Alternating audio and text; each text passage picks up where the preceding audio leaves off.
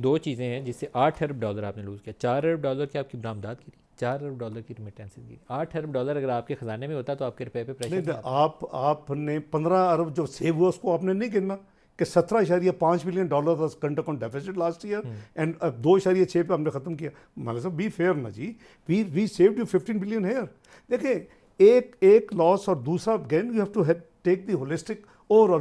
तो आपकी अगर current account deficit takes everything into account, आपके रेमिटेंसेस भी हैं, आपकी इंपोर्ट्स भी है, आपकी एक्सपोर्ट्स भी है, आपके ख्याल में आपकी क्या फॉरेन पेमेंट्स रुकावट भी है। आई जिससे आप रुपया मैनेज नहीं कर सके? क्योंकि आपकी जो शोहरत थी ना वो 98 के टेस्ट वाली शोहरत थी कि नहीं मेरा सागदार ने डंडा पकड़ लेना, डंडा तेरह पकड़ेंगे तो आती रुपया तेरह संभाला जाएगा। रुपया जी, नहीं संभाल सके आप? मैं अल्लाह के फल से संभाल सकता था। मैं ये कह रहा था हूँ, कह रहे हैं, क्यों कह रहे हैं? नेशनल रुकावट क्या आई? नेशनल इंटरेस्ट में बात कर रहा हूँ, नेशनल इंटरेस्ट में बात कर रहा हूँ कि क्लियर मैसेजेस थे कि फाइनेंस मिनिस्टर को कहें कि मार्केट को चलने दें। और आपने देखा कि मैं अक्टूबर के मिडल में जाकर कहा कि आए आप पाकिस्तान 9th रिव्यू करें, वी आर रेडी। मैं मुकम्मल करके गया था काम। 3 महीने क्यों लगे?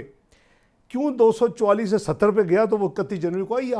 आप लोगों को एजुकेट करें। ये शर्तें क्यों आयद की गई कि जो काबुल का रेट है वो यहाँ पे होना चाहिए? ये शर्तें क्यों आयद की उन्होंने रुपए का? ये मार्केट वो तो है ही ग्रे रेट ना, उसको तो बिल्कुल ही नहीं होना चाहिए। लेकिन शर्तें क्यों डाली गई? ये शर्तें लिख के तो नहीं होती ना जी, ये शर्तें तो आपको डिक्टेट करते हैं ना। आपने देखे, मैं समझता हूँ कि ओवरऑल गोल कुछ और था। वो ये था कि पाकिस्तान डिफ़ॉल्ट करे, पाकिस्तान श्रीलंका बने। I been privy to those meeting जिसमें प्राइम मिनिस्टर नवाज शरीफ के साथ जो दुनिया के कॉरिडोर्स में डिस्कशंस होती थी, वो आपके चंद चीज़ें उनको आज तक हजम नहीं हुई और अभी भी शायद ना हो।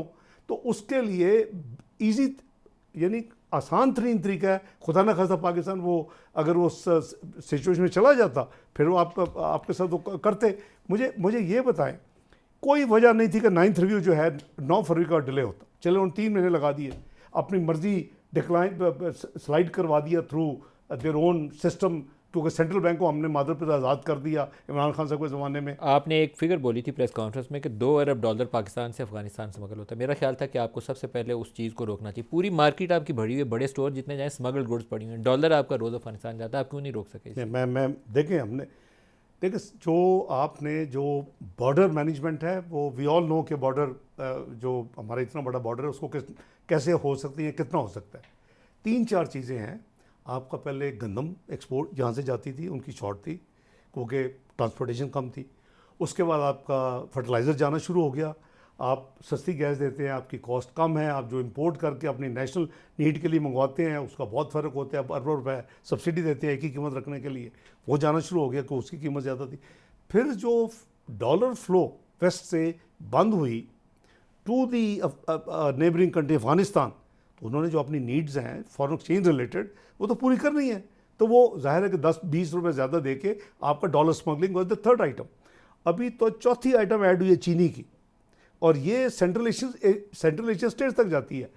मैं समझता हूँ कि मैंने 3-4 मीटिंग की जिसमें हमारी एजेंसीज भी शामिल थी, जिसमें क्रॉस सेक्शन में जितने हमारे इंटीरियर मिनिस्ट्री हो, FPR हो, हमारे दूसरे अदारे हों, सब मौजूद थे और उन्होंने उस पर एक्शन भी लिया। आपने देखा उस वक्त कई कुछ उसकी यानी कुछ कामयाबियाँ भी मिली।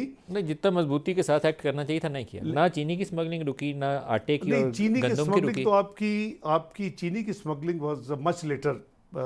ये रीसेंट फिनोमेना ये रीसेंट फिनोमेना है क्योंकि चीनी की स्मगलिंग जो है वो रीसेंट फिनोमेना जैसे आपने कहा। लेकिन बाकी जो चीज़ें थी 3, फर्टिलाइजर, गंदम और डॉलर, ये तीनों चीज़ों की होती थी जो और टू बी फेयर उन्होंने भी पूरी कमिटमेंट के साथ अपनी सीनियर लोगों को उसमें इन्वॉल्व किया। मैंने भी किया, FBR ने भी किया, जितनी हम उसको कोशिश कर सकते थे पूरी कोशिश की। अगेन मैं फिर कह रहा हूँ कि ये जो 15-16 महीने की हुकूमत है इसका एक काम मेरे नज़दीक वो ये था, एवरी सॉवरन पेमेंट दुनिया को नाकाम करना कि ये हर जो हमारी पेमेंट है वक्त पे करेंगे और हम डिफ़ॉल्ट नहीं करेंगे।